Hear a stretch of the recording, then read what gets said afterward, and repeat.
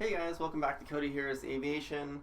I'm feeling a little bit on the lazy side this week, to be honest, so I decided to do not so much a lesson as sort of a deconstruction of the Kobe Bryant crash. So I work currently as an Uber driver, and everyone seems to think that because I work in aviation, or rather have certifications in aviation, that I should know about the Kobe Bryant crash, which, to be honest, not so much. I haven't really looked into the news all that much and decided that now is a good time to check it out and do a video on it. So, on sort of a cursory look at it, it looks like the crash happened on January 26th of this year in a Sikorsky S-76 B model in Calabasis, California. So, one of the main things that I was trying to figure out was what kind of crash was this? Like, what was it caused by? Was it caused by like controlled flying to terrain? Was it caused by engine failure or something else? So, first off, the people that were on board, there was Kobe Bryant, of course. There was his 13-year-old daughter Gianna, and there was I think 7 other passengers, including the pilot. The NTSB is doing an investigation. They aren't really sure what caused the situation.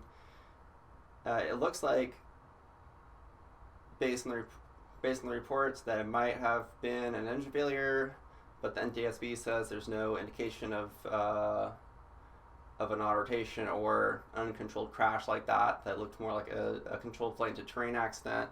So who really knows what happened in that situation? I'm sure as the NTSB continues their investigation, they'll put their report on the NTSB 830, which is basically the reporting for aircraft accidents.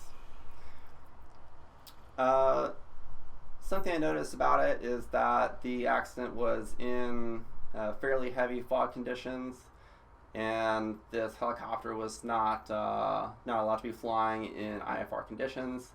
So the pilot's having to do a lot of maneuvering and flying along roads and avoiding hills, trying not to go into the clouds or get too close to the cloud ceiling. So witnesses say that the engine seemed to be making sounds as if it failed, but at the same time the pilot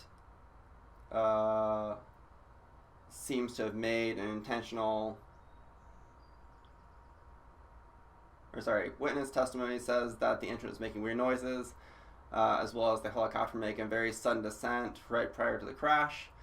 As soon as it crashed, it ended up throwing debris, pieces of it catching on fire. So one of the things that the NTSB checked on is whether the pilot was under the influence of drugs or alcohol, and it seems that that was not the cause of the crash because there is nothing detected in its system. So the cause of the accident is still kind of a mystery at this point. Alright, I think that's it, guys. See you next Thursday. Hopefully I'll have an actual aviation lesson for you and not just a story time. Alright, bye.